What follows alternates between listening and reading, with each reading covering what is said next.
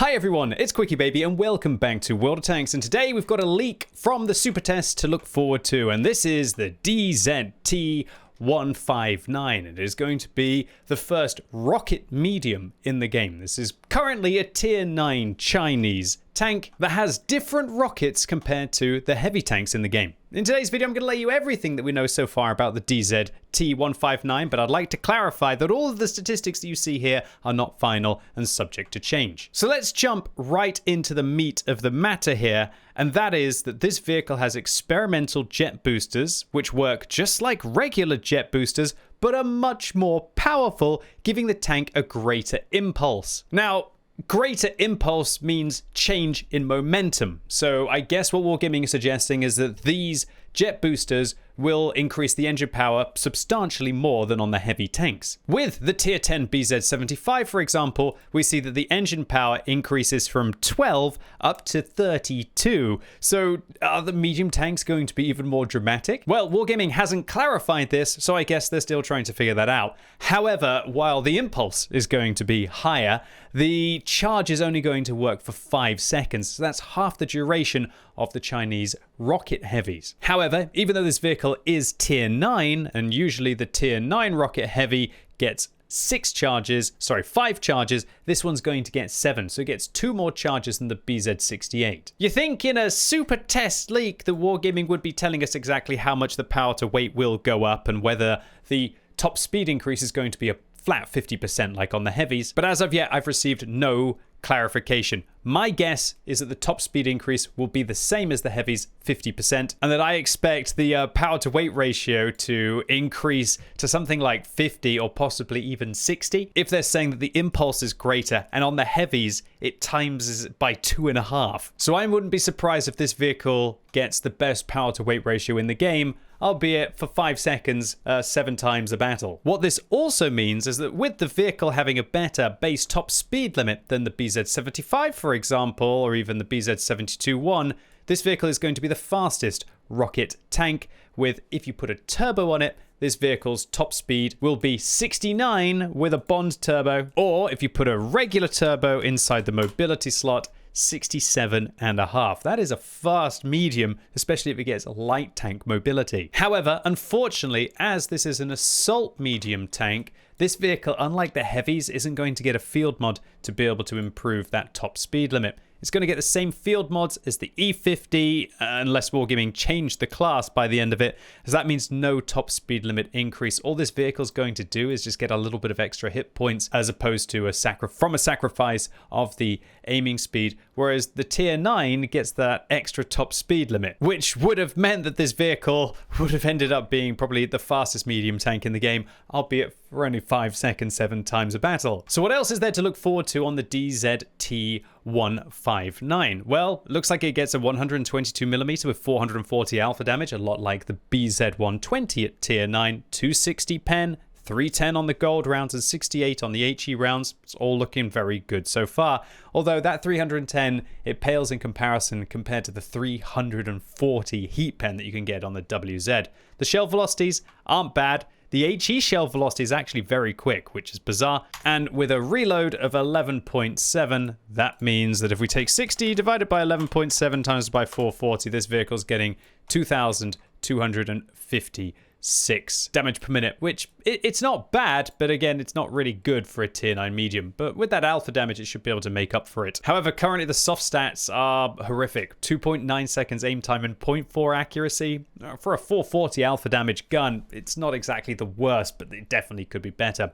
In addition to this, unlike the WZ-120, this vehicle actually gets 7 degrees of gun depression, so it's going to feel like an Object 140 within that regard. That will make this thing quite flexible on a ridgeline, unlike the other Chinese tanks. Although when we think that the BZ-68 has 8 degrees of gun depression, it's not anything really too special for 2024. One thing that is disappointing is that, again, Wargaming have not given us how much this vehicle weighs or its engine power, which we could take the horsepower per ton and then calculate the weight. And that would give us an idea of whether this assault medium tank is going to be really good for ramming. The WZ-120, for example, doesn't even weigh 38 tons, so it's not going to be very good for ramming. And when we take a look at its hull armor, it's 180 and 220, 160 on the front and the side, which is quite similar to the thickness of armor that the DZT-159 gets, so I expect this thing's only probably going to weigh 40 tons. Possibly 50, but as we can see, the thickness of the armor is significantly worse than on the heavy tank at tier 9, which weighs 60 tons. So at best 50, 55, but I can't imagine anything more than that. They'll make this thing, I feel, worse than an E50 for ramming if the E50 can get up to its top speed. But remember, this thing with those high impulse rockets is going to be able to change the engagement and maybe shock its opponents with a crazy ram. But you're probably going to be taking a substantial amount of damage when you do that, as the vehicle still only has 120 millimeters of frontal armor. But that's not bad with 80 millimeters to the side. It means this thing is going to be able to side scrape well. 270 on the front of the turret and 110 on the side of the turret looks fantastic. I do see a weak point up there, probably another one on the other side of the vehicle. But if you use your 7 degrees, that should be okay. This turret looks incredibly flat. So 270, that means it's going to do very well against tanks that don't fire gold. And as soon as tanks do fire gold, yeah, they're just going to go straight through, at least at tier 9 and tier 10. Add to this 400 meters view range, which means that this tank will never need coated optics even for a free-to-play player. And you know what? It's looking like a pretty okay tank. Nothing to get too excited about. And when we think that most medium tanks have they're considered relatively slow if they can only go at 50, considering this one is 40 and for 35 seconds of the battle, it's going to be able to go 60 without a turbo. I don't think it's looking that special. I do think that Wargaming could probably pump up the top speed limit just a little bit to make this a super fast tank, at least for 35 seconds of a 15-minute battle. Or alternatively, they could try and find a role that would be better suited rather than just getting a few extra hit points at the expense of some aim time. So if you're really excited about the look of the DZT-159, then crew-wise, you're going to need a commander, a gunner, a driver, and a loader. And while there's no indication about whether this is going to be a premium tank, a reward vehicle, or if it's going to be a weird test of some new line of vehicles, which I very much doubt, that should do very well if you do have a 121 to go straight into this tank, or if you have a Type 59. I personally think this vehicle will be a tier 9 premium, because this game's very popular in China, and Wargaming have completely filled up tier 8 for Chinese mediums. So the obvious choice is to now have a tier 9 Chinese premium medium to go in. So everybody who's got a T-34-3, a Type 59, or a 59 pattern, or a 122 TM, are there more? It feels like I'm on some kind of a test here. They will all upgrade to the tier 9 with the rockets. And a final word is there are actually tier 9 medium tanks that can manage to increase their top speed limit with the field mods. The Centurion 7-1 is a good example of that with the versatile. So I do think that this vehicle, it would do better as a versatile medium rather than the assault medium that it currently is attributed to.